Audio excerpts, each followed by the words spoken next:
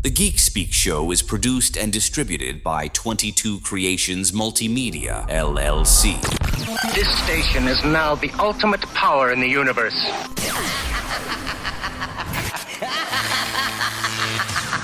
Welcome to one of the longest-running geek culture talk shows. Welcome to the Geek Speak Show with Henry San Miguel and the nerdy Navajo Shanclen. And introducing Emily Mata. The Geek Speak Show has been speaking geek since 2010. This is the Geek Speak Show. Hey everybody, welcome to the show. It's my second favorite time of the year now. Spring is in the air. It's not too hot, not too cold. And my convention is this month. That's WonderCon Anaheim. Yes, you're going to hear the annual Warm Up to WonderCon episode, but that's in a week, 2 weeks as we're recording this. It'll be on the week leading up to WonderCon. So that's in a couple of weeks. Today we're going to talk music, monsters, and comics. Yeah, they do. They blend together perfectly, actually. You're going to hear that in just a moment. We'll get to that right after you learn what events are happening this week.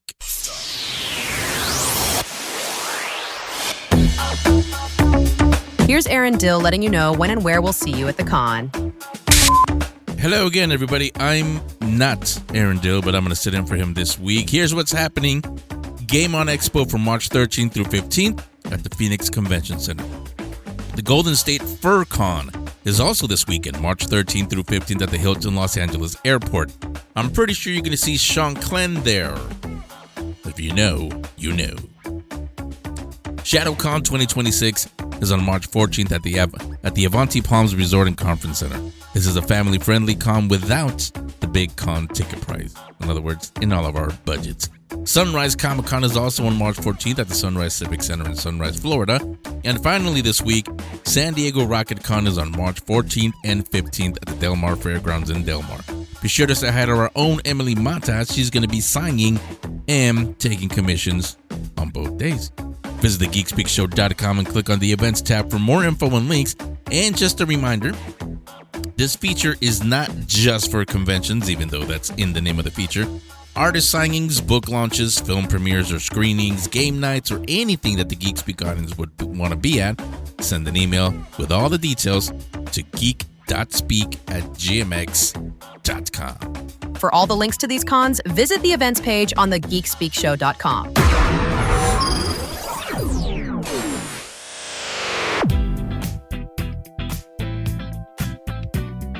Now back to the Geek Speak Show. Here's Henry San Miguel.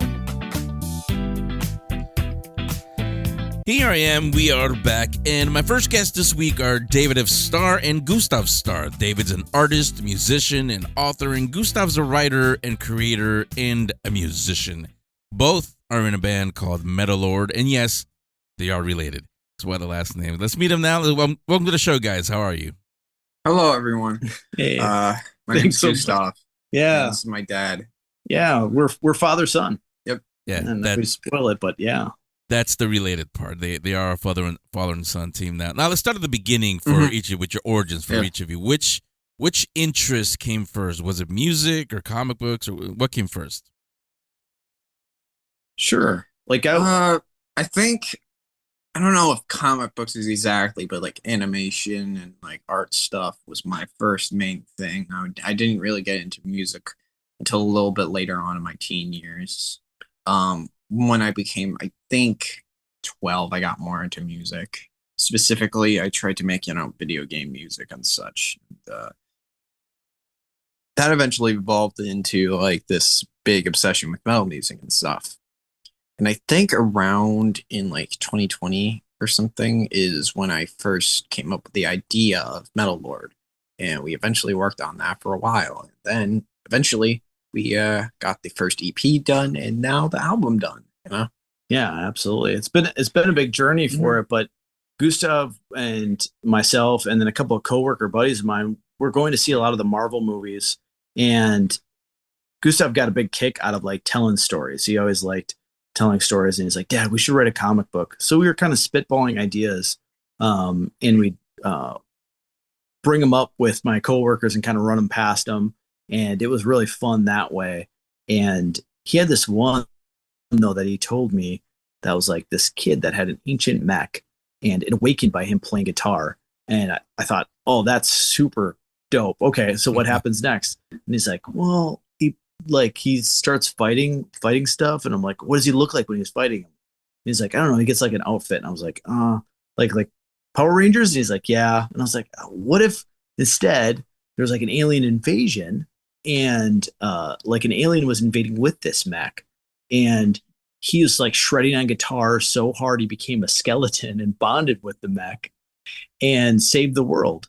And during this time, we had been watching a bunch of anime because Gustav was really interested in that. And My Hero Academia had a tagline like, "This is a story of how I became the world's greatest hero." And I really liked that they called that out in the beginning.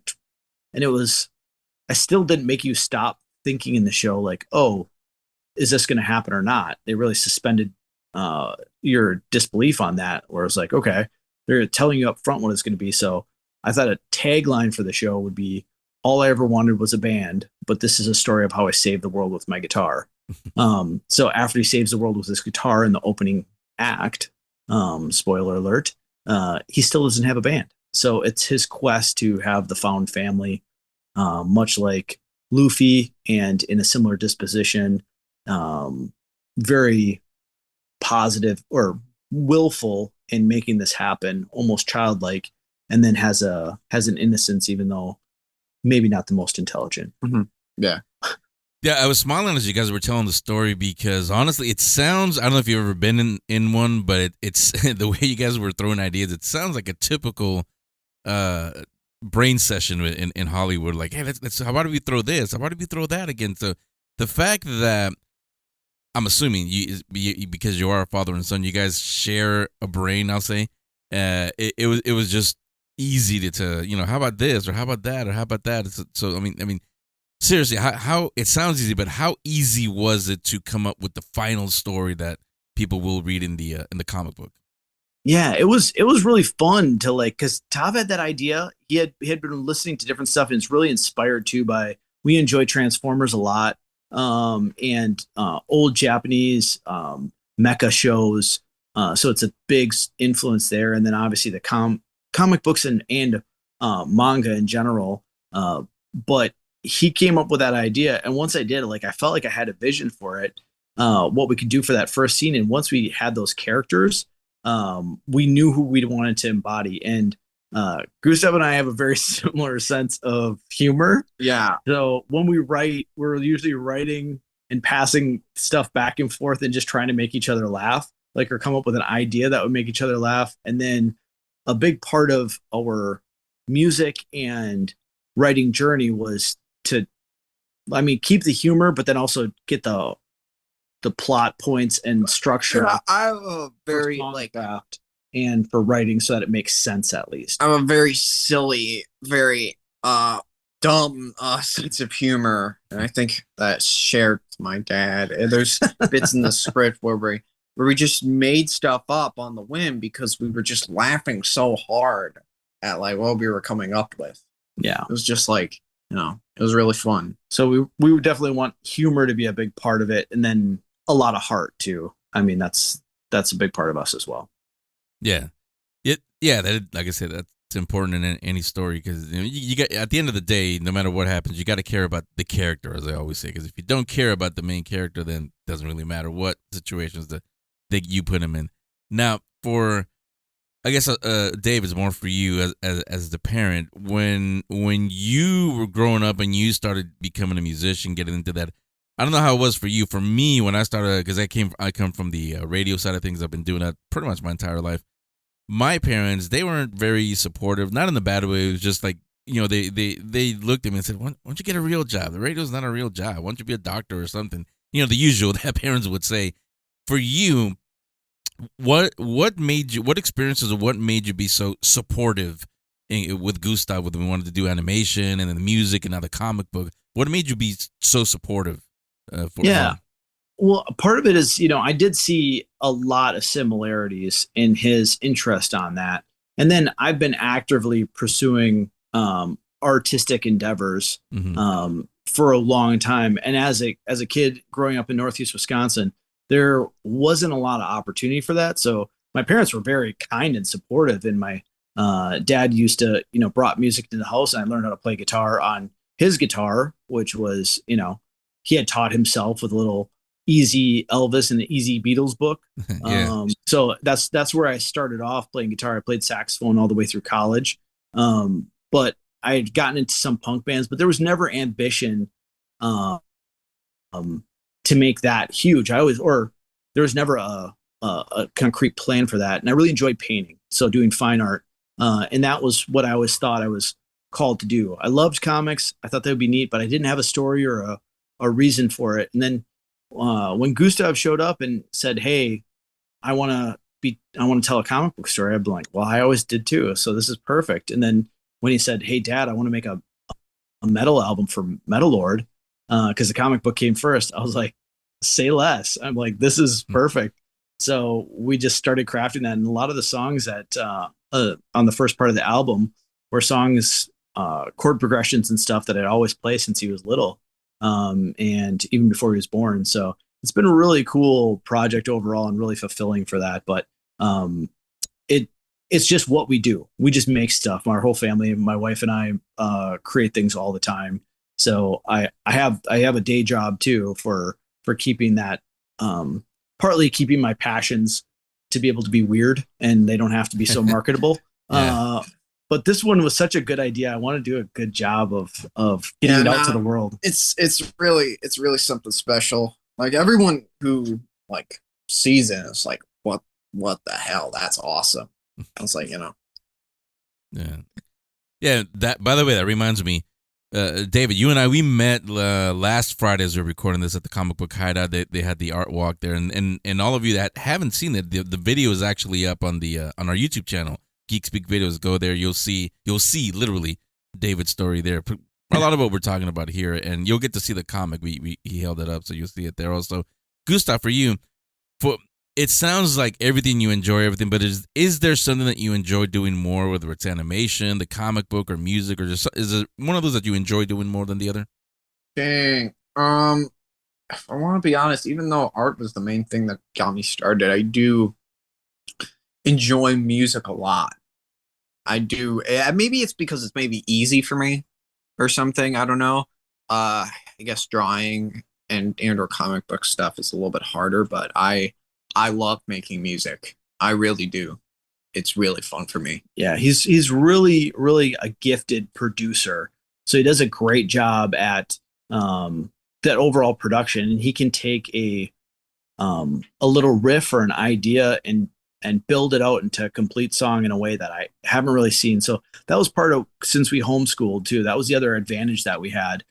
We were able to dive into his interests. So we really focused, and he got to spend, get his 10,000 hours of producing music in like a year and a half. And then I think it's so satisfying because he can make something sound really good, really fast. So, and then obviously anyone that's made comics or attempted to draw a decent amount, it just knows how labor intensive it is, but he's really enjoys the storytelling aspect too, I would say. Yes. I really, really love telling stories. It's probably one of my favorite things to do or something like that. I don't know. It's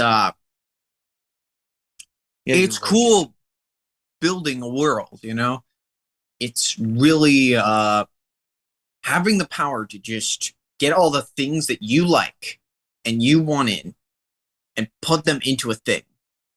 And just to one thing, like all the things that you like into one thing. One story. Yeah, that's good. That's some amazing really cool feeling. stuff. It's amazing feeling. Yeah, actually, as you guys were saying that, I was thinking of I don't know. I don't remember if you and I talked about that, David, on the interview that we did. I did so many. They're all blurred into one at this point. But with a couple of them, the subject of AI came up. As you were saying that, I was thinking about, like Gustav was saying, it comes easy to him. Well, thanks to AI, it comes easy. Quotations. I'm holding up air quotes here. Right. It comes easy to everybody else. How do you, especially Gustav, since you're younger, how do you see AI coming into in the music industry and allowing people to create comics without really trying, I guess is a way to put it. Yeah, it's for some people, like they can't they feel like they're limited into their ability to create art, or that they can't know about, or they just can't get good at it. I genuinely just try to, like, in any way or something, because any art that is made can be more meaningful than something that is made out of a program. Any art that is any made prompt. that, Tav is a very hardliner of against AI, which as more understanding comes in of the consequences, I really respect for it. But there's something that I think we both share about craft and the idea of putting in the hours on it, like laboriously, like whether it be doing a painting that takes 120 hours, or crafting an album and then a song and then refining it and building it out to where we've even like to where we perform, like how much practice goes into that. The craft is something that we take a lot of pride in and actual satisfaction in. I don't know if it's joyous. I think at times it doesn't feel very joyous, right? But there's something tedious, but there's something almost there is something rewarding about an end goal, and actually like putting in the effort into doing something, even if it's not perfect. And sometimes the lack of perfection is what makes it interesting. At the end, I can see that at the end of the day you can look at it and say, I did that, rather than I prompted that. Right. Yeah, that's a big thing for it, and the like the nuance of someone's voice. If you could have a perfect voice, how interesting is that? There's a lot of people that the things that would say are imperfections are what make it interesting. So we try to find those, lean into them. Exactly. I use the word authentic when it comes to that. That's part of it. The imperfections are part of the perfection at the end of the day. Yeah, that wabi sabi, the Japanese, that sort of that letting that come through. Absolutely, I think that's very in line with us. I was thinking also, right? I know the story, and by the way, you gave me a copy of the comic book. Thank you for that. But I don't think we talked about what exactly MetalLord is about. So either of you or both of you, let everybody know what's the story about. So it's about this kid who gets he's in college, right? He's in college, yeah. And he gets bullied, I guess, because he stinks. He's kind of a greasy rocker, looking emo kid. And he's getting bullied. And go ahead, keep going. And basically he gets evicted out of college because he was practicing too much. And he was missing too many classes. And college was the only place that he could live, because his aunt passed away, his parents were gone, it was bad. But and then he shreds. In his fit of rage, he shreds so hard he becomes a skeleton. Maybe not becomes one, but a skeleton shows through him.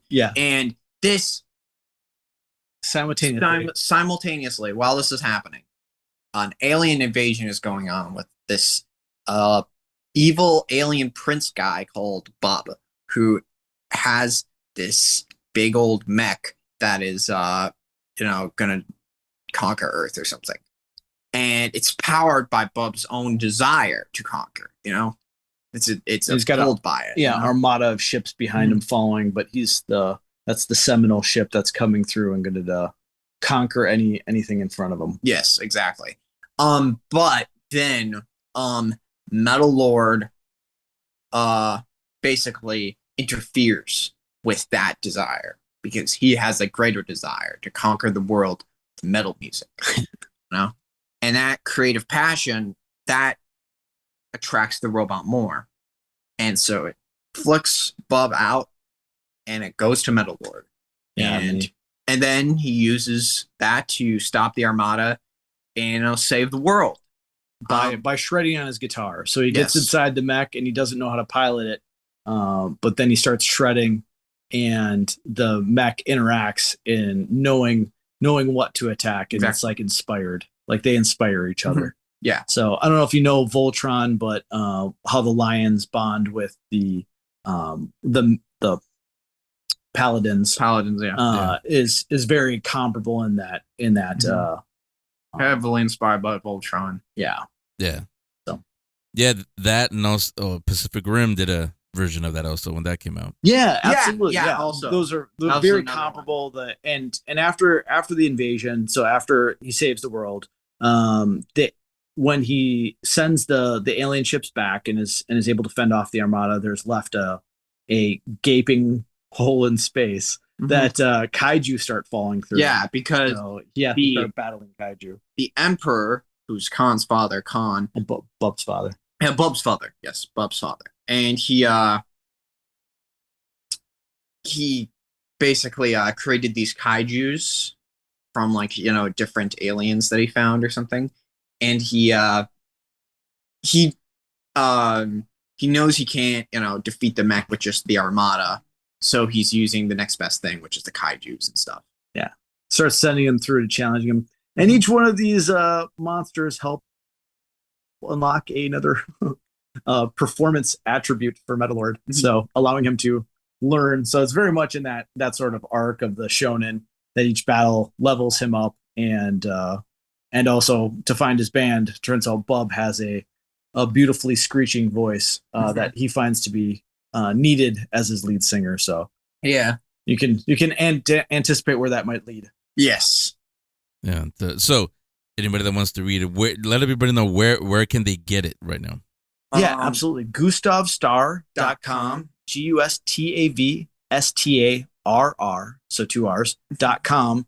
And we have available for purchase there, and we mail them out. If you want a signed copy, just put in the comments that you'd like it signed. Exactly. And we can do that. They can also check out MetalLord_art on Instagram or YouTube/Gustav Starr for the music and updates on the story. We often put stuff on there too. Yeah, and as always, I'll link it up on the show description for all of you. Just click on their names, and it'll take you right there. So, where do you guys perform the music live, or is it just for the you just record it? Yeah, we perform it live. No, we perform it live a lot, actually. Yeah. So we've performed in Fullerton a lot for the open mic thing as we've been practicing and getting our skill set up. But we just did for the comic launch, we did a concert. We had a feature set for an hour with visuals and we have been posting clips, like I mentioned, on YouTube and on Instagram and TikTok as well of the performances. And we're going to be performing again May 9th at the Whittier Gallery in Whittier, California. We'll be doing that as well as I have some art, some paintings that are going up in an exhibition there. Okay. Yep. Will you be having the comic there? Will you sign it? If yes. For sure. Yes. For sure. We will have the comics. If you find us at any event or anywhere, we make sure we have comics on us. Yes. Exactly.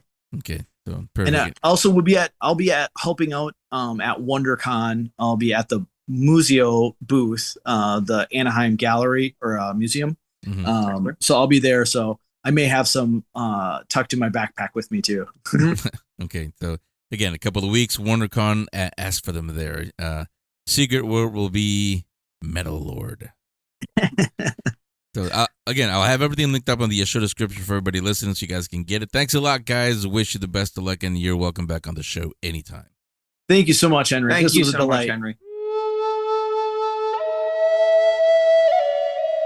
Aho, young warriors. Get ready to receive the teachings. This is Nerdy Navajo News. Here's Shanclen. Honyat, hey everybody, my name is Shanclen here with the Navajo Nerdy News. Yes, let's go ahead and hop in and see what happened last week. Now, since we'll be talking Godzilla on this episode, let me start out with some Godzilla news for you. On April 14th, during CinemaCon's State of the Industry program, filmmaker Takashi Yamazaki will take the stage and he will be presenting exclusive and the first look of Godzilla Minus Zero. Now, next story I have up for you is James Mangold's Dawn of the Jedi film is reportedly no longer happening. As you all know by now, there has been a change in leadership at Lucasfilm, and with all that comes change in plans. So it looks like James Mangold's film is one of those, unfortunately. Hey, maybe in the future, a couple years down the road, when all the dust settles, they can relook at that and bring that back. I don't know, we'll see. Next story I have up for you is live-action Voltron movie is targeting a 2027 release. Now, although Amazon MGM Studios hasn't announced a specific date yet, 5 lions forming a giant robot defender? Yeah, it's going to be a long time for post-production. Besides Henry Cavill, the film also stars Rita Ora as Hagar the Dark Witch and Sterling K. Brown as Zarkon. So we will see in 2027 if the movie actually comes out. We'll see. I'm excited for this one. Now, finally today, a surprising and exciting update from Seth MacFarlane regarding the Orville Season 4. While doing an interview with The Hollywood Reporter, he was asked about the 4th season of The Orville.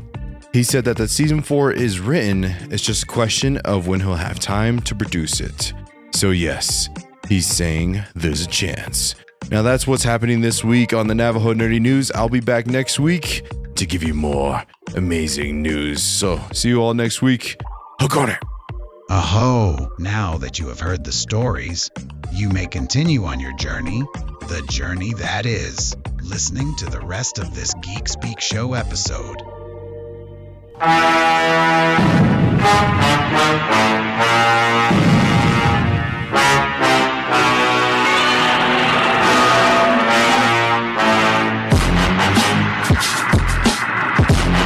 You obviously like what you're hearing.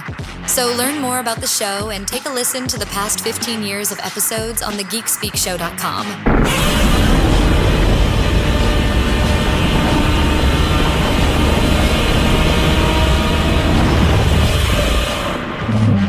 Now back to the Geek Speak Show. Of course, hearing all that, that means we're now going to talk about ugly Christmas sweaters, or coffee shops, puppies, maybe even kittens. No, been talking about it, been teasing it since we started the show. Time to talk Godzilla, of course. Yesterday, as we're recording this, it was Kaiju Day, thanks to IDW, as 5, not 1, not 2, 5 Godzilla titles were released. I have a link to IDW in the show notes in case you want to add all the titles. That means, looking at you, Shanclen, yes, if you're a collector, you need to add them. So I have a link to that on the show description. Right now, though, we're going to focus on a title that's close to home. Well, close to Emily and me's home. I think Shanclen, he might be safe over in the Navajo Nation in Arizona, maybe. Godzilla can go anywhere, so maybe he's not as safe as he thinks. The title is Godzilla Vs.LA. Now, we know about King Ghidorah, Kong, now Titan X. Those are some of Godzilla's biggest adversaries, but what happens when the King of the Monsters takes on the City of Angels? Well, let's find out as we welcome J.Gonzo, who wrote and colored Godzilla, Jordan Morris, the writer on Big Break, and Gabriel Hardman, who wrote Eye in the Sky. All of those are stories that you're going to find in the Godzilla vs. LA comic book. Welcome to the show, everybody. How are you doing? Good. Yeah, thanks for having us. Yeah, well, before we get into the stories, and we don't do spoilers here, so don't spoil the stories, just we'll tease them. But before I get into your stories, let me have each of you talk about how each of you were introduced to Godzilla. So I was a dinosaur kid, and therefore became a Godzilla kid. Wait. You mean you like dinosaurs? You make it sound like you yourself were the dinosaur? Oh, no, that's a common mistake. I'm not a dinosaur-human hybrid. I get that all the time because of my eczema. But I loved dinosaurs. And then when I discovered Godzilla, I'm like, oh my God, this is my guy. This is my chunky guy. And the Kmart that we shopped at growing up had a like bin of $5 VHS tapes.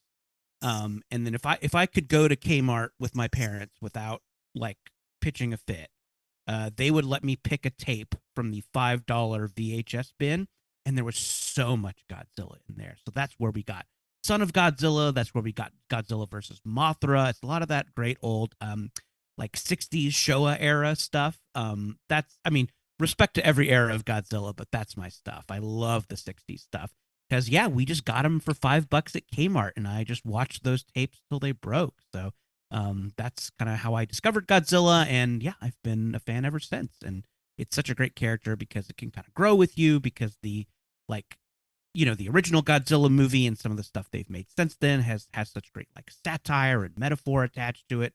And then there's just like the fun of watching monsters fight. It's such a great franchise, and Godzilla is one of the best characters ever. Okay, wait, before whoever goes next, let me say, I always do this, and I feel ancient when I do. When Jordan says tapes, that means VHS, which was this plastic thing that had film in it. Because there's probably some younger people saying like, tape. What do you mean tape? What is that? But whoever's gonna jump in, yeah, whoever's gonna jump in next, go ahead. I'll go. My dad loved Godzilla. I guess he'd watch, like, he was a monster movie kind of fanatic, and like KTLA out in Los Angeles used to show Godzilla movies on Saturdays. Yeah. You know, the midday movie. And he, you know, my dad was a guy where if, like, you know, Godzilla was on, you know, he'd leave it on and we'd watch it together. And then in like 78, the Godzilla cartoon started, and I think that that kind of bookend of like starting my morning off with some, you know, my Saturday morning off with some Godzilla and Gadzuki, you know, much maligned Gadzuki, and then watching some, like, you know, live action. I remember they did a marathon one year where they just went like chronologically, and so I got to see the 1950s movie all the way through to, like, I mean, that would have been like 82 or so. So just, you know, from the 50s to 82. But I just like, I loved, because I'd come in maybe with some 70s movies where it was a little more, Godzilla was just kind of this, you know, a fun protagonist, you know, instead of go back and see him as this like off-screen sort of menace, and the kind of like lesson in civics that you get from that 1950s movie is kind of interesting. But I just you know, Saturday morning movies on regular TV is how I got into Godzilla.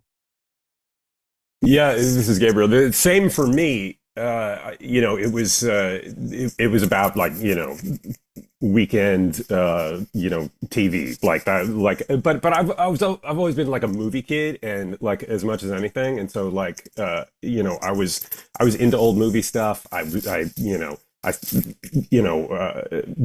Godzilla, you know, whatever kind of, you know, genre stuff, you know,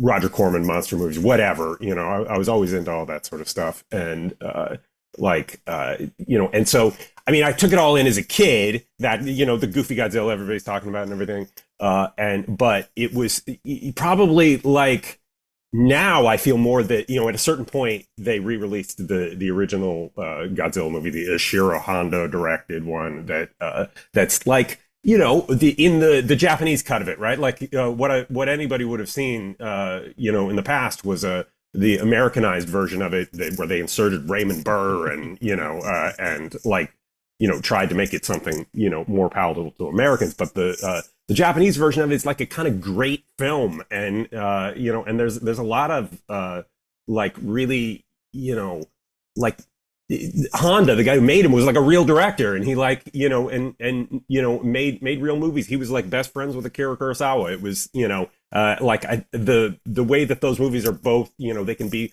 goofy and fun, but there's, you know, there's something valuable in there too.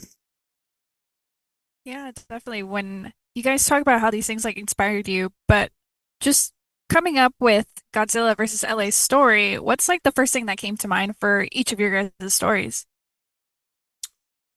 For me, it was just destroying my neighborhood, you know, like, not that I wanted it to be, but just to put me, you know, in that place of, you know, Godzilla not being some abstract thing, but, you know, but potentially flattening my house with his foot.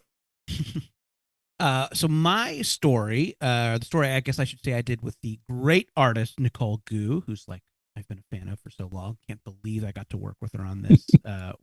Totally one of the greats. Yeah, our story is set at a kind of legally dissimilar version of Universal Studios.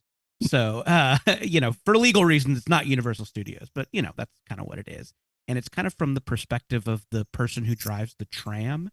I just kind of was thinking of I think like Gabriel, you're like, the promise of the premise. You want to see Godzilla smash LA specific things. And I'm a big Universal Studios fan. I'm a pass holder, not to brag. So the thought of seeing this movie monster smash a movie studio was really fun to me. And I think that, we're here for Godzilla, but you want to have human characters that you root for. And I just thought about what about the tram driver? What about the person who has to drive the tram? It seems like a really fun, kind of an unexpected getaway car. And also, if you haven't been to Universal Studios in a minute, there's a giant looming minion that watches over the freeway. It's it's both hilarious and sinister. So we do smash a legally dissimilar version of a minion that's always shouting annoying catchphrases. So that was some of the just fun stuff I was thinking of when I was thinking of a setting for the story. I just wanted to focus on what makes LA worth saving, because I grew up in Los Angeles, and I love LA. I just fucking love LA. I don't live there anymore. I dream about going back, but LA's a bad town to be broke in. But when people tell me they hate Los Angeles, I'm like, that's because you've never seen the real LA. You haven't driven around. Yeah, and the thing that always makes it great to me is just how diverse it is. Just how different blocks that are next to each other just change at one stoplight, and you're just in a whole different city almost, and just all the different types of people that live there.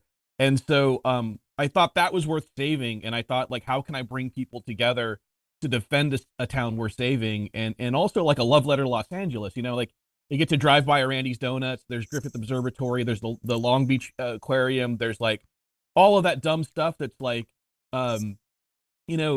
really on a, no, it's kind of not going to be on anyone's guide map, but it is when I'm there and I see the big donut, I'm like, oh, I'm home, this is where I grew up. So yeah, I wanted to write a love letter to Los Angeles and celebrate the diversity of it as kind of, a Hallmark movie as that might sound. It's the kinds of people there are what make LA great, and I wanted them to come together to defend their town. I also think that there's been a lot of cities have been very kind of culturally dissipated, especially since the pandemic, and LA. The fact that LA is so spread out and diverse is a kind of unexpected value. You can't quite destroy it because it's so all over the place, But for my story, I wanted to. I end up writing stories about journalists and stuff a lot for some reason, but I have mine is about the people who do the traffic copter, and they're gonna soon be replaced by a drone, and the Godzilla attack happens in the middle of this, and they decide they're instead of retreating, they're gonna go in and they're gonna cover it like real reporters, because this may be their last chance. But the helicopter crashes and they end up on top of Godzilla. So he ends up covering the Godzilla's attack on Los Angeles from the back of Godzilla. For me, Godzilla story wise, I always like the force of nature Godzilla as much as anything. It be just kind of that Godzilla would be this virtually unstoppable force that you have no control over whatsoever. So I wanted to tell a story that supported that. When I was writing my story, when I turned my script in, I wanted to open up in traffic like Gabriel's did, but he had already written his. So I had to switch that, mostly because I just wanted to use the term "sig alert" in a comic, just as the ultimate nod to Los Angeles, sure. So Gabe beat me to it. So Jordan, I have a question for you. Sure. Is your story based on either yours or someone you know's actual big break experience? Except for the encounter with Godzilla part, obviously, but yeah. Yeah, no, I've had a couple of friends that have been Universal tram drivers, and it's a pretty popular starter job in LA for people who want to get into the industry. So a lot of those tram drivers, if you take the Universal tour, are, they're actors, they're writers, and yeah, they're just there because it's a little performing experience, it's something on the resume that people know. Yeah, so I just kind of thought about our character being a person who wants to get into the entertainment industry, and this isn't based on me personally, but I have talked to a lot of people, who this was their first LA job. So I thought that was something kind of fun to lean into, but definitely something that is personal. Is like our character is like new to LA, so I kind of based her like first year in LA on my first year in LA. She has a like terrible apartment that she's really excited about, and she's just kind of like taking in everything LA has to offer and like loving it. And I think like Gonzo, I kind of wanted to show a like, a fun LA, a beautiful LA, because it does, get dumped on from time to time. I'm looking at you, people from San Francisco. I kind of wanted to show a fun, alive, exciting, beautiful LA, while also our thing is kind of a showbiz satire. So it has a kind of a satirical ending. Well, let's be clear, the entertainment industry can grind people up and spit them out. I'm not saying that's not true, but I think I kind of wanted to show somebody getting to LA and just like loving it. That's awesome. Let me throw in a couple of things. One, as somebody who originally is from San Francisco, let me explain the reason why that is. And yes, I'm speaking for San Franciscans. I would love it because I have not heard a coherent one yet. It's because they suck. That's why. But go ahead. Yes. No, you're right. No, but seriously, the reason why San Franciscans hate LA is because they'll never admit it, ever admit it. But they know, no matter what, LA will always be better than San Francisco. Wow, from a native, this is huge. Yes, but the other thing also about your story, San Francisco rules. Yeah, I mean, I like it when Jay, when you were talking earlier about LA and why you wanted to write the story you did. I kind of have that feeling about San Francisco. I'm over here now in Anaheim, but I have a love-hate relationship with San Francisco. I love it because, it's where I grew up, but I hate it because it's San Francisco. And no, it's one of those, if you know, especially if you've lived there, if you're still living there now, sorry. But yeah, you know why. But with yours, Jordan, what I thought of as I was reading it is, yes, we've all been to Universal, although that's not what this is in Jordan's story. But we've all been there. But what I thought of, again, like I said, I'm in Anaheim. What ride over here is similar to that in Disneyland. A lot of people get their start there too, and it's got the corny jokes there also. Oh, the Jungle Cruise. Yeah. Right. Yeah. Our tour guide in our story is making these kind of strange scripted puns while she gives her tour, and that's definitely something those Jungle Cruise drivers are saddled with, having to like sell those very bad jokes. Yeah, that I love. Let's be clear, they're awesome. But but Gabriel, let me go to your story, because actually Jay mentioned that he wanted to use the term Sigillard, but not Sigillard. But when I started reading your story, did you ever think about just making the entire story just like a high speed chase? Because we get those all the time. Every single day is probably, if I turn on the TV right now, there's probably one right now. So I thought that's what it was going to be. Did you ever think of making the entire story just like a high speed chase, but you're chasing Godzilla instead? No, I mean, that would certainly be a story. So if you get the opportunity to do one of these, I recommend you go with it. Okay. Yeah. I'll say this, Henry. Be careful with what you say, because that could be the new plot line for the new Fast and Furious movie. So. Oh boy! I will buy a ticket right now. Dominic Toretto versus Godzilla. Don't give him ideas. Right.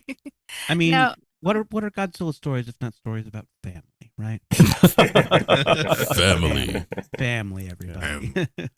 And then Godzilla's the bad guy in that one. He will have to join the family in the next movie. Sure. Yeah, absolutely. Team up with The Rock. Honestly, I don't hate any of this. Yeah, exactly. We're laughing. This would be a great movie. Now, back to Gonzo. I wanted to ask because your story is, I guess, grounded is the word, maybe authentic would be another. I grew up in Bellflower, so seeing all these things, like you mentioned, the Aquarium of the Pacific in Long Beach and Randy's Donuts is on a street that's nearby where I grew up. Showing how LA can and does come together, especially during tragic events. What events, either personal or witnessed by you, inspired your story? I mean, I lived through many an earthquake there that definitely saw people come together for. I was there when the typhoon or hurricane, I don't remember what it's classified as, took out the end of the Huntington Beach Pier and like just wreaked havoc and kind of seeing people out there throwing sandbags down trying to save homes and stuff. And yeah, it seemed to me whenever and I was there for the riots too. Like I got to see that kind of the civil unrest. I had to like leave where I was working early because they were like looting malls, and I worked in a mall, and so I had to well, that was like, honestly, I think maybe I might have subconsciously tapped into that feeling because there was during the LA riots, I was called for my boss and was like told, hey, like lock up and leave, like just leave the money. You don't have to like deposit it in the main bank or anything. Just lock up and leave. We want you to be safe. But they provided nothing for me. I then just had to get on my bicycle and ride home while a riot was going on, in several parts of the city. And I remember that weird kind of empty, because LA's not very often, it's not very empty. So it was like very empty and quiet as like I rode my bike home because everyone was kind of just like staying home to kind of see what was going to happen or where it was going to spread to. And I think in that, like, I wanted that moment of like, in the comic where it's like, when they do start locking stuff down or they do start evacuating people, there's always people who get left behind and people are left to their own devices. And, those are usually marginalized communities. And, and part of the impetus for this too, and I might go on a small tangent here, is that big tower downtown by the convention center had gotten spray painted and bombed, and everyone was like bummed about it. And they were like, well, this is supposed to be this initiative to revitalize the community. And you kept hearing this like, oh, this plan to revitalize the community.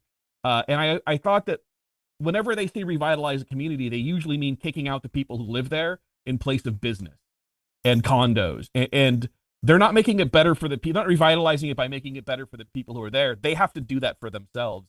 And so I wanted to show that like any real kind of like revitalization of community doesn't come from outside capital.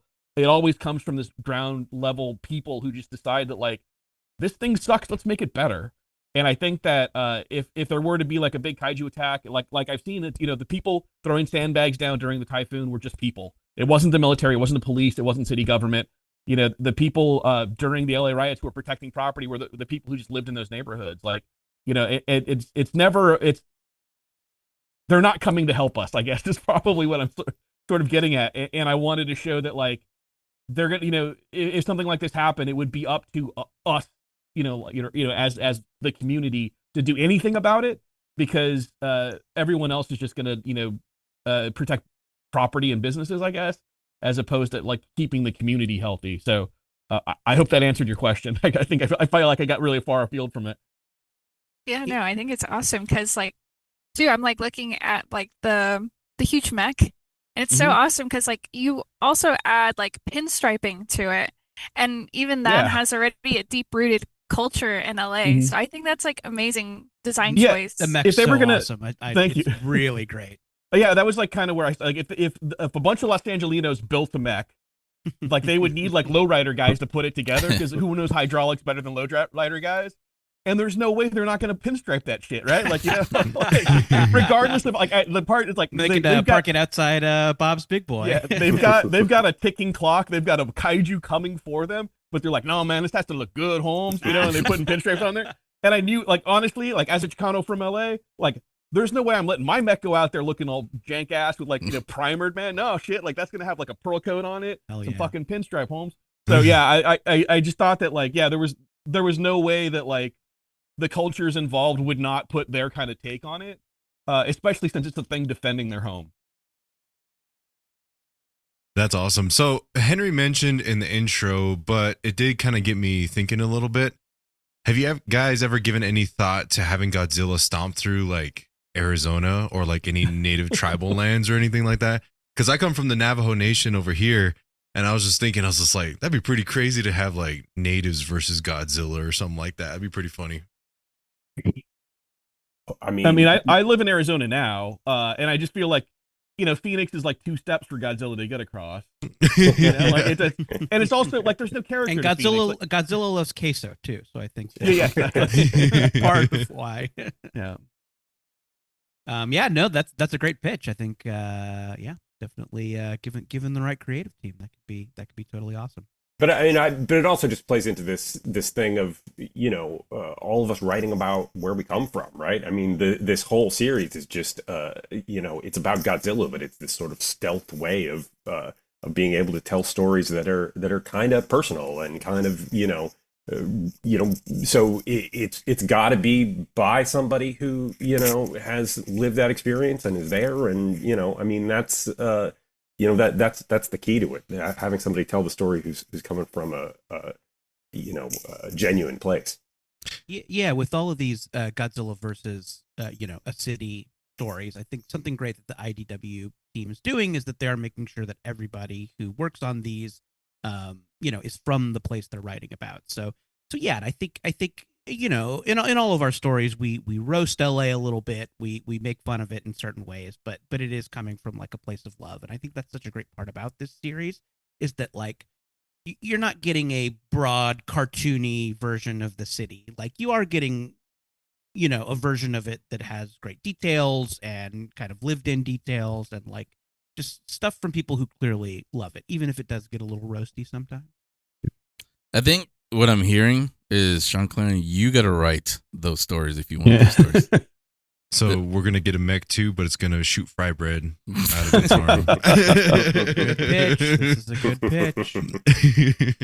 Yeah, that was just something. I mean, speaking of like, I don't want to speak to like the Danae relationship to fry bread, but like I do as a Chicano creator, like I like putting my culture in a lot of the stuff that I do. That is not going to feed into like stereotypes or kind of be the obvious thing. Like I'm not putting a sombrero on the mech, those sorts of like there was there could have been called like that would have been funny. And if you've ever seen the Mexico Gundam, like they have all the Gundam are international, like the one from Mexico is slightly problematic, right? So I wanted to just make it cool and then have my culture that the Chicano culture of LA be like kind of more subtle than caricature, and I think that IDW's choice of like people of the culture understand the kind of smaller inside references that you could make as opposed to just having the Hollywood sign in the background or whatever. Like no offense to anyone who used the Hollywood sign, but it's just what I'm saying, like they're I love movies that show like parts of like Boyle Heights, or they show Commerce. You know what I mean?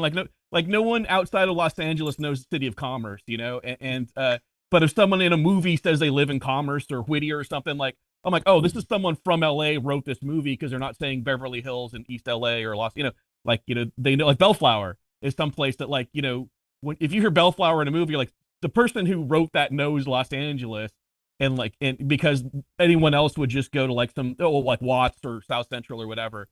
So yeah, I think that being able to drill into the specificity in the micro made it more accessible to people, because you could sense the affection come. I mean, anything that you love into existence, you can feel the love coming out of it. Exactly. And I want to go back to what Gabriel was talking about Godzilla overall, is more so like we've seen throughout, all of the movies have been sort of these reflections of communities that come together. We not only show this positive side of the community of people coming together, but also the almost negative aspects, the things we don't really talk about or see. But I wonder, do each of you think that, like, is that maybe the reason why Godzilla is so popular even 71 years after his debut, or what do you guys think? I mean, I think that Godzilla is popular because Godzilla is kind of a big metaphor that you could put a lot of different stuff in, it's the versatility of how you could use so simple a thing. He's a big lizard who stomps on stuff, right? But it's he can hold a post World War II metaphor for for Hiroshima and Nagasaki, or he could be like pals with Godzuki or whatever. Like it can be a lot of there's a broad spectrum of things that you can do with so kind of fundamentally simple a concept.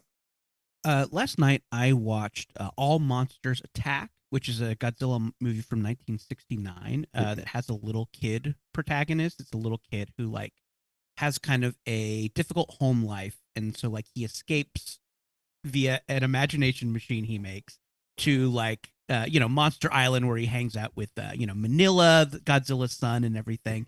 And it's this kind of funny, silly movie, but like the kid is a latchkey kid, which was like a new thing in the 60s, especially for like Japan was, in the middle of an economic downturn. So parents were having to work. And so kids were kind of left on their own.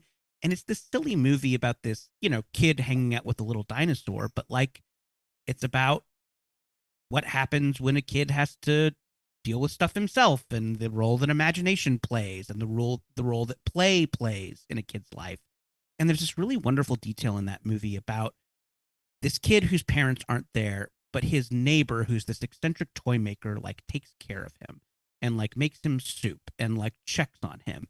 And I think all of these Godzilla movies have an element of like community members looking out for each other. And it's in all of our stories. And it's not something that we all collaborated on. At least if there was a meeting, I was not invited to it. But it's this really kind of wonderful thing that pops up in all the stories, is that like Godzilla movies are about many things, but most of them are about like how people take care of each other in a disaster.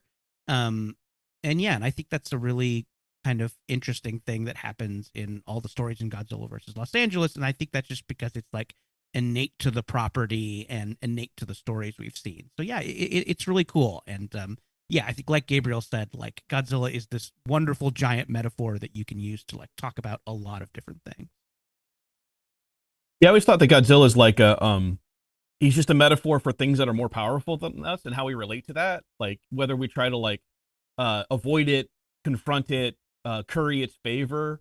It's one of the reasons I love like Mothra and the Mothra twins, because like there's this kind of like more benevolent kaiju who is like controlled by things even smaller than us, but they've like learned how to like kind of live in sync with it, and they rely on it to kind of protect them from this other force that is kind of like less reasonable or can't be like it can't have its favor curry. But it is that's why I used the Mothra twins on the cover that I did too, is the like I love them as like having given into the futility of fighting these kind of unstoppable forces, and then just like living in its favor by cooperating with it, and then using that cooperation to fight another force. So I just love that we it's just kind of Godzilla becomes this kind of metaphor for just anxiety about things that we can't control, and like how we soothe that anxiety, whether it's like through cooperation or through brute force or through avoidance, or all the ways in which we can deal with like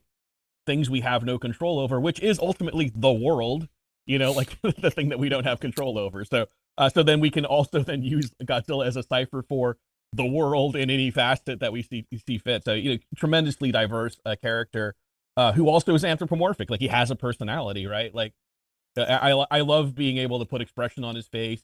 Like I got to draw him in kind of like an oh shit moment, and then also like fuck that moment. Like that was kind of like him just like nope. I'm like, even Godzilla's like, I'm not dealing with this. Like I want to stomp, but like no, that's just too much squeeze for not enough juice. I'm gonna get out of here. So I mean, even there are so many Godzilla gifs and memes. Like if you are just online, you can react with a Godzilla gif to most things. And yeah, it's because he's such a wonderful, expressive character. And yeah, like seeing Godzilla go through all those expressions is like so awesome.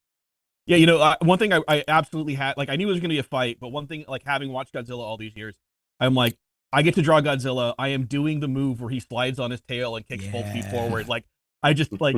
That's going in the book. I will make it work no matter how I have to bend the story around it. That panel is getting drawn. Was there anything, Gabriel, that you wanted to see drawn that you got to draw? I think that I mean, the biggest thing from I don't know if it comes off as clear as in the story, but the Godzilla crushing Waymo car was like was one of the. I mean, I'm not a fan, and and just I mean, because there is that kind of push and pull between a the guilty pleasure of Godzilla destroying things, and against the human scale stuff of not wanting your home and your neighborhood destroyed. So I mean, like it's all like I like stuff that has that kind of tension in it, where where we kind of want it to happen, but at the same time it's you have to a little bit foreground the idea that this shouldn't be happening. Let me wrap up with a fun question. Before I ask it, let me preface by saying there's no right or wrong. This is just you guys' opinion. Do each of you prefer the quote unquote the American Godzilla or what Toho has given us over the years, especially now with -1 and what's coming with -0? Toho. I mean, absolutely. I'm much less interested in the American one. Yeah, I don't know if this is common knowledge or if we're allowed to say this, but I'm going to anyway. Toho is big on when you draw Godzilla that he looked like a dude in a suit and not a monster, like with like musculature and stuff underneath him. And so the more you make him look like an actual creature, the more they're like, we kind of want to see like creases in the joints when he bends his legs and stuff. And I think that that right there is the best attitude to have towards your property, where you're just like, they want you to have fun with it because it's a dude in his rubber suit. And that to me is infinitely more interesting because it, not to get too heady, but there's a great quote that John Updike said is all art carries with it the need to confess its artifice. And that is a confession of artifice. It lets you know that it's made up so that you're not so caught up in the fidelity to reality, and you can just accept the story on its terms. It's like being able to see the strings on a marionette. It's like you just give into the story because it's not real. And I think that that kind of fun and lack, like confession of artifice, allows for the story to connect on a deeper level than this kind of American need to like CGI everything and try to pass it off as real, because now you're just getting caught up in like how close to the uncanny valley it lives in. Yeah, you can go ahead and make that 3 for 3 over here. Toho Godzilla all the way. Yeah, I like those legendary, American-made movies that are a ton of fun. I will go see the next one the day it comes out. But yeah, if we're choosing a side, yeah, Toho all the way. And I think you mentioned Godzilla -1, which I think everybody here loves, right? Love it. Yeah, absolutely, it's an amazing yeah. movie, and definitely like in the tradition of the like satirical, meaningful Godzilla movie that is also a ton of fun. So, yeah, Toho for me too. Yeah, Toho with the win here. Decisive. Yes. Flawless victory. Flawless victory. Could you guys go ahead and share what each of you have next coming up for 2026? I just have a bunch of covers. Like that's the easiest. I the easiest plug. A bunch of covers for a bunch of companies. Just follow me on social media. I'm out there.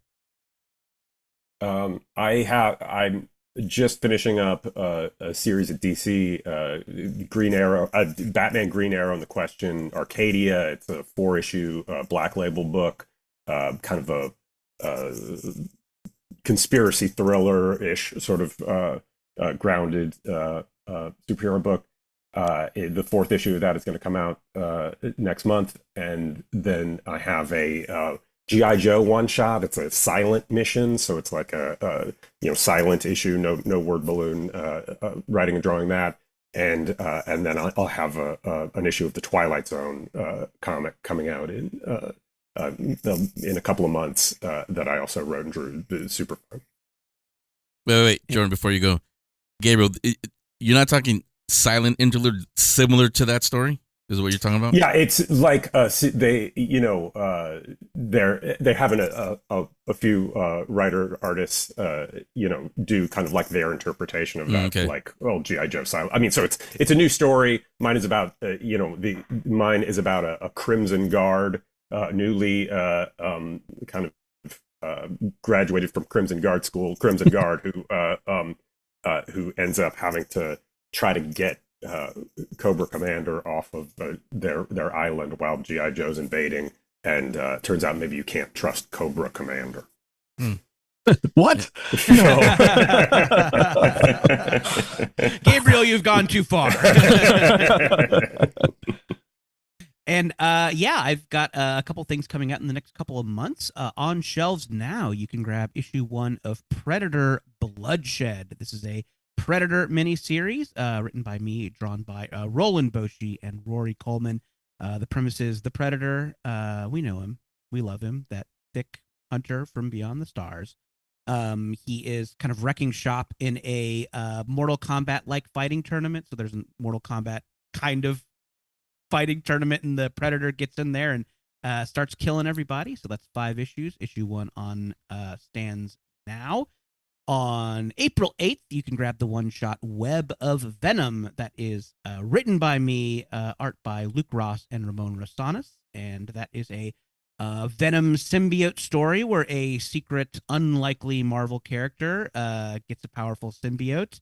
And I won't spoil too much because it's a fun surprise, but it's definitely a fun tribute to the lesser-known C-list Spider-Man villains we all love. And on April 22nd, you can pick up Spider-Versity. That is a Spidey family miniseries, 5 issues, written by me and Joe Kelly. And that has art by, the great Perry Perez is doing a hell of a job drawing this book. And this is a kind of a Spidey family team-up book set at college. So the Spidey family, they get a new training facility funded by Norman Osborn. Yeah, the Green Goblin. Things are getting weird. And it all is kind of the Spidey family goes to college. So that's Spider-Versity coming out April 22nd. Yeah, you got to put all this stuff on your pull list, people. Those are what you call teases. Can't wait for looking forward to all of that. Now, thank you all 3 of you for joining us today. Really, really seriously, really enjoyed all the stories that are in the book, and it's not just them 3. There's some other ones too. So I have a link to that. I have a link to all of your social medias, everything, so that everybody can follow you guys. Thanks again, like I said, for coming on, and you guys are welcome back on the show anytime. Godzilla or whatever you want to talk about. Thanks for having us. Yeah, thanks. It's a ton of fun.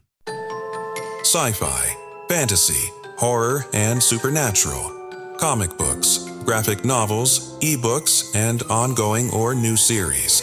You'll hear them all right here on the Geek Speak. No, you won't, because do you really need us to suggest some books for you this week? I mean, we just told you about a comic book that has 4 Godzilla stories, so that should be more than enough to hold you off till next week. So instead, I'm going to do this. Surprise, Emily.